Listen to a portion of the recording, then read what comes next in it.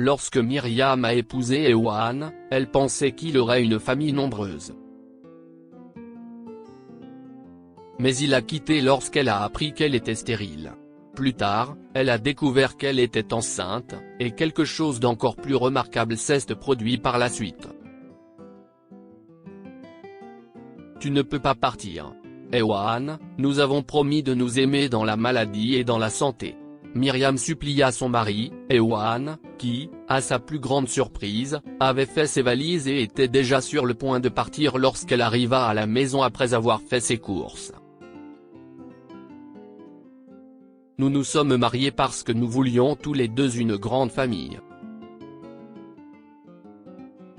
Nous avons acheté cette grande maison, et je ne veux pas vivre ici si nous ne sommes que tous les deux.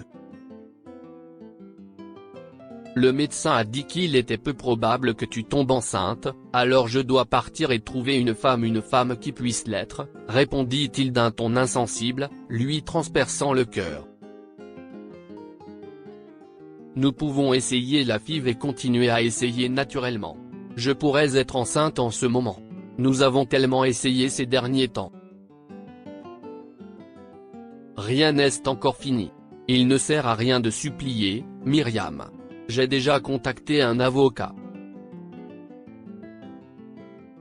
Je me retire, déclara Ewan avant de partir. Myriam était tellement engourdie et avait le cœur brisé qu'elle ne pouvait plus bouger. Elle ne s'attendait pas à cela. Elle pensait qu'ils trouveraient ensemble une solution. Même si elle n'arrivait pas à tomber enceinte, ils pourraient toujours accueillir des enfants et en adopter. Il y avait tellement d'options. Mais Ewan avait décidé de partir, et c'était tout. Au cours des semaines suivantes, Myriam ne parvenait presque plus à faire quoi que ce soit. Elle se rendait au travail et rentrait chez elle, regardant des émissions de télé-réalité ennuyeuses et mangeant tous les snacks qui se trouvaient dans les garde-manger. Cependant, elle s'est rapidement mise à vomir, pensant que les collations lui avaient causé des maux d'estomac. Mais comme elle remarqua que ses règles étaient en retard, elle utilisa l'un des tests de grossesse qu'elle avait encore chez elle pour confirmer. Le résultat fut positif. Elle était belle et bien enceinte et pensait qu'Ewan pourrait revenir. Mais est-ce que je veux vraiment qu'il revienne ? Se demanda-t-elle. Étonnamment, elle se rendit compte que ce n'était pas le cas. Il lui avait promis de devenir sa famille, ce qui était d'une importance vitale pour Myriam, car elle avait été orpheline et n'avait eu personne pendant la plus grande partie de sa vie. Mais Ewan l'abandonna sans réfléchir, comme si sa seule valeur était sa capacité à faire naître un enfant. Il n'était pas le mari qu'elle imaginait et il ne la méritait pas. Elle n'allait même pas lui parler du bébé, mais Ewan découvrit sa grossesse et la supplia de lui donner une seconde chance. Elle a tenu bon, lui a dit non, et qu'il parlerait plus tard de la coparentalité, puisqu'il était toujours le père. Mais il n'était plus son mari, pas émotionnellement, et elle poursuivit donc la procédure de divorce. Les gens essayèrent de l'en dissuader, mais cela ne servit à rien, et ses amis se contentèrent de la soutenir du mieux qu'ils purent dans sa grossesse. Très vite, elle découvrit qu'elle portait des triplés, ce qui était encore plus merveilleux, et Myriam avait hâte d'être la meilleure mère possible pour ses 3 enfants. Comme prévu, son ventre s'est incroyablement développé après le premier trimestre. Les médecins lui ont dit que tout allait bien et qu'elle pouvait travailler jusqu'à ce que cela devienne trop inconfortable, ce qui arriva vers le 6e mois. Elle pouvait à peine bouger et passer la plupart de ses journées à regarder la télévision et à se reposer. Mais un jour, tout a changé. Alors qu'elle se préparait un sandwich dans la cuisine, la télévision du salon diffusait bruyamment les nouvelles, et un reportage en particulier a attiré son attention. Elle se dirigea vers le canapé et s'assit pour regarder. Une collision entre 6 voitures s'est produite sur la I-95 à Jacksonville, faisant plusieurs victimes, dont les parents de 5 enfants, qui ont été transportés à l'hôpital local et sont heureusement sains et saufs, mais qui ont le cœur brisé. Ils seront bientôt placés dans des familles d'accueil, selon les autorités, et il est difficile de savoir s'ils seront adoptés ensemble. Expliqua la journaliste dans son discours rapide, et quelque chose s'empara de Myriam. Si Esti peut être due aux hormones de grossesse ou au fait que ses parents sont morts dans un accident similaire, la laissant seule au monde. Mais ses enfants avaient besoin de quelqu'un dans leur vie. Les larmes coulaient sur son visage à la fin du journal télévisé. Elle devait faire quelque chose. Elle a appelé le service local de protection de l'enfance et s'est renseignée sur les 5 enfants dont elle avait entendu parler aux informations. Le personnel savait de quoi elle parlait et lui expliqua qu'ils seraient répartis dans plusieurs foyers d'accueil. « Mais je peux les accueillir moi-même.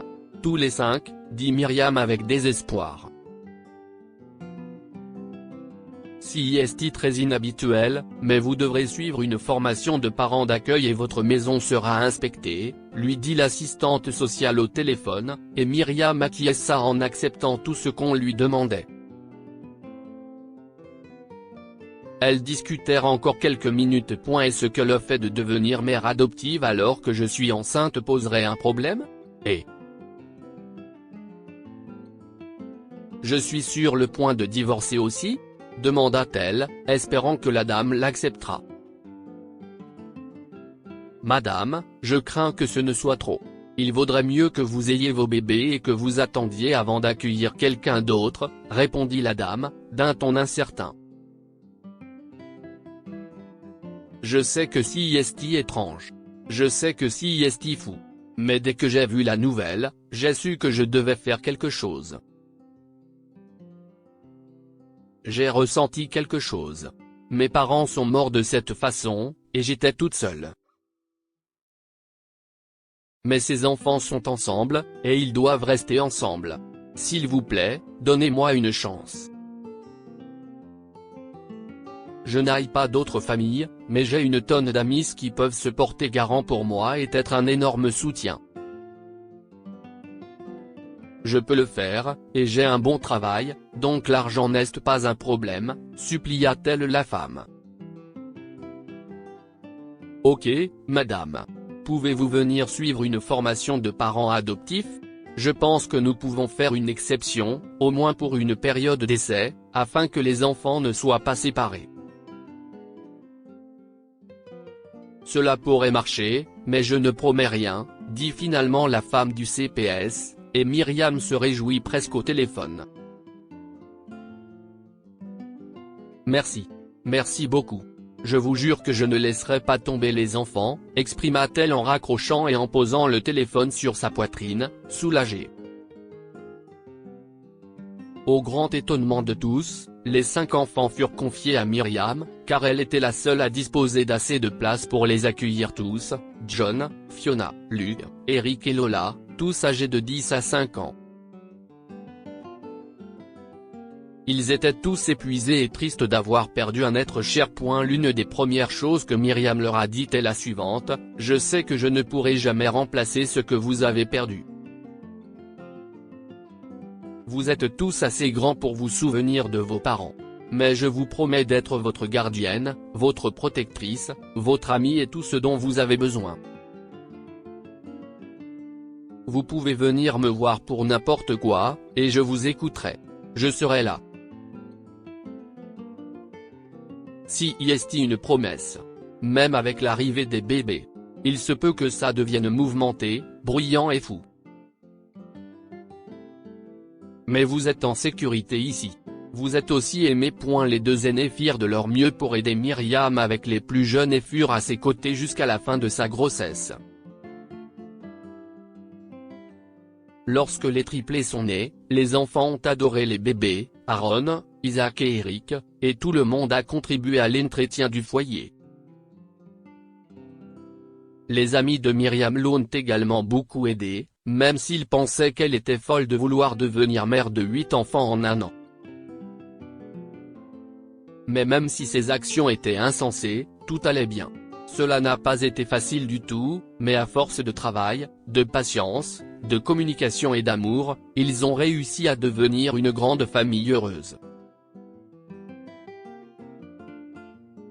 Un an après avoir adopté les 5 frères et sœurs, Myriam et sa famille ont fait l'objet d'un reportage dans le même journal télévisé que celui qu'elle avait regardé, et elle a remercié l'intervieweuse pour son travail dans les médias, car elle n'aurait pas connu ses enfants sans elle. Que pouvons-nous apprendre de cette histoire? Il est important d'honorer les vœux que l'on fait à l'autel. Le mari de Myriam l'a abandonnée lorsque les médecins ont dit qu'elle ne pourrait pas avoir d'enfant, rompant ainsi toutes les promesses qu'il avait faites lors de leur mariage. Si est pourquoi elle n'est plus revenue vers lui lorsqu'il a appris qu'elle était enceinte. Les familles se forment de différentes manières. Myriam savait que la grossesse n'était pas le seul moyen d'avoir des enfants et de fonder une famille nombreuse. Mais Ewan n'a pas voulu l'écouter.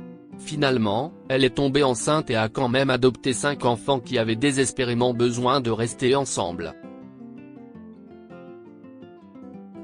Partagez cette histoire avec vos amis. Elle pourrait égayer leur journée et les inspirer.